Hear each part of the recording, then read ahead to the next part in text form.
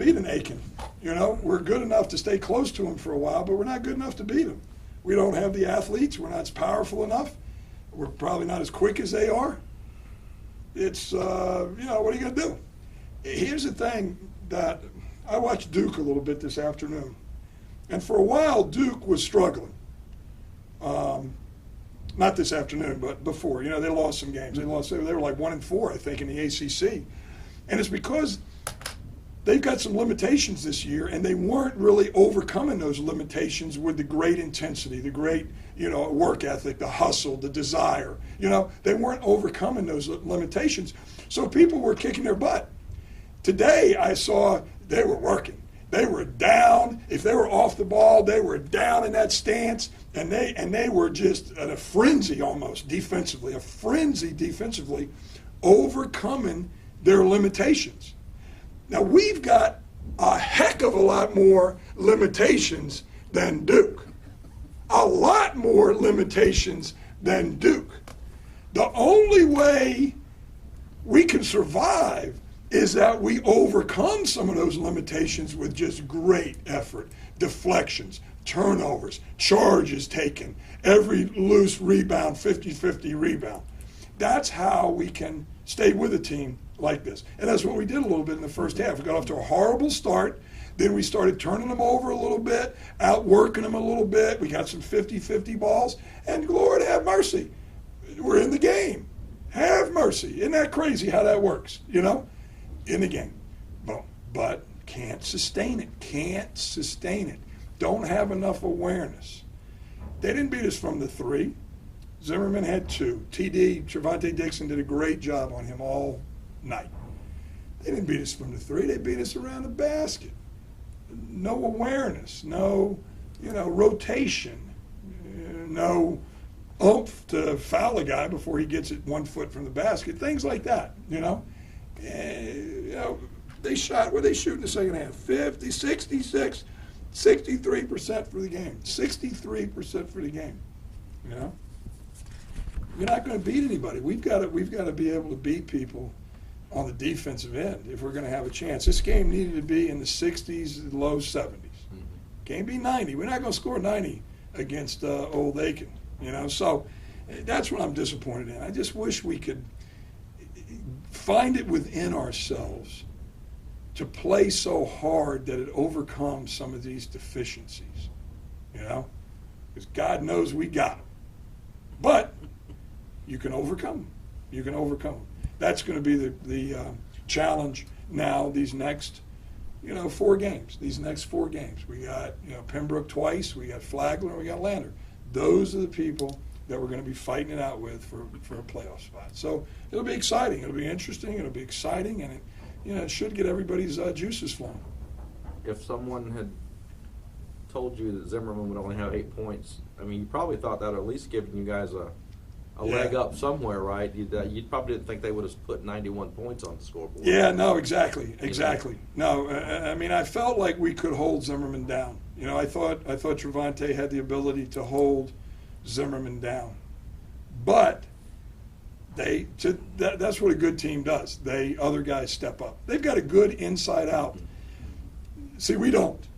They've got a good inside out. If you shut down their outside, they're very capable of killing you inside, you know. With that said, and their athleticism and certainly their depth, Coach, did they force you to be sort of a one-on-one type team? Dixon had a career high in assists, but he had 10 of your 14. It's right. Almost like they turn you into a one-on-one type game. Well, they do. What we try to do is attack mismatches. Early in the game, we were trying to post up their guards. We were trying to get Trevante and Everett posting up. But we're not very good at handling the ball and passing the ball and the things that you need to do to get that ball where it needs to go. You know, we missed a couple in there early. And then, then the attack was to try to go against mismatches. We felt like they had a couple of guys that weren't great defending the ball. Mismatches, dish, and shoot it, which is our strength. But, again, we're not aware enough of where those mismatches are, how to get those mismatches set up the way we want to. There's some really simple ways, and we're still not aware enough, to be able to take advantage of those. And you're right, it turns us into a jump shooting team, which if we're hitting, that's okay. If we're not, then it's usually one and done. It's very hard for us to rebound or to get an offensive rebound against these guys. You brought up a great point about Aiken earlier in terms of just their whole team concept and how good they are talent-wise. Have they changed the bar in terms of the Peach Belt? Are they the team that everybody now has to aspire to? I think definitely for this year, I think they're by far the best team in the conference. Now, if Montevallo comes to play and they're not, loony, they could play with them. Augusta's just maybe a little notch. That'll be a great game, though. Augusta and Aiken, that'll be a great game when now Doty is back for Augusta. Those three, I think, are head and shoulders above everybody. I think those three are head and shoulders above everybody. Everybody else is kind of duking it out, So we just want to be one of those people who are duking it out and try to get into the playoff. And we know what we've got to do. We know who we've got to beat. We know what we've got to do. Any of these other games are like bonus. Like if we could knock off Young Harris, that's a bonus. Or we knock off an Augusta, that's a bonus. But if we're gonna make hay, we've got to beat Pembroke, Flagler, Landon. Boom. I know it's always about the team, but when you play Aiken, is there any kind of personal? You know Vince for so long. Do you get a little more juiced when you guys play Aiken or? Yeah, it's a nice rivalry. He and I have played against each other for a long time, and it is a nice rivalry. We like each other a lot. It's not like it's a some guys I don't like, but I like Vince. I think he likes me. So we do. We have a good-natured. We have a really good-natured rivalry. And I respect, what he has done at Aiken. He has really built that program at Aiken. And it is. It's the tables have turned. Mm-hmm. He was at Mansfield. I was at IUP. I beat him regularly. Now I'm at the Mansfield, and he's at the IUP, and he's beating me regularly. We've got to get our program where we're like IUP. Where we're like Aiken, where we're like Augusta, that's the challenge. That's the challenge for us. If we're ever gonna, compete with those guys, You tried the small, fast experiment last year. Didn't work so well. Now do you just have to go out and find and try your best just to find those guys that you can put muscle on and that? We got to get bigger. You're right. We got to get bigger, stronger, older, meaner. It is. The Peach Belt is an old conference. There's a lot of old guys. There's a lot of men. There's a lot of guys that are tough and mean and good. You can't just have an average guy. You can't have a Division II player. You got to have Division I guys. Good Division I guys. Not lousy Division I guys, but you've got to have good Division I guys that, for whatever reason, couldn't play Division I. Might have been a social problem. Might have been academics. Might have been they were somewhere in the holler and nobody heard anything about it or something. I don't know. You know what a holler is, right? Absolutely. You country fellas. That's right.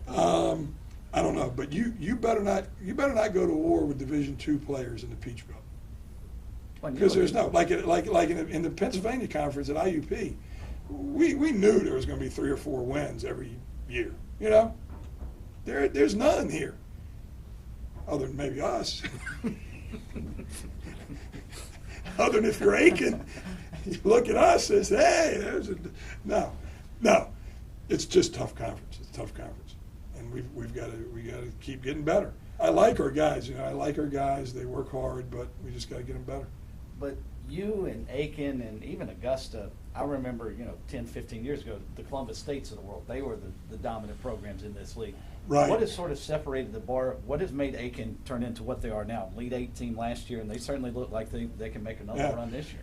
They are the team that people automatically think of when they want to transfer. We were the exact same way at IUP. Transfers look at Aiken. Why is any program successful? There's a lot of reasons. Facilities. I don't know. Game atmosphere. You know. It's a lot of things. You know. There's a lot of things. I mean, there's a lot of things that go into it. Why has Clemson basketball lost 60-some straight games at North Carolina? I don't know. They're both good schools, right? Why can't Clemson basketball beat North Carolina?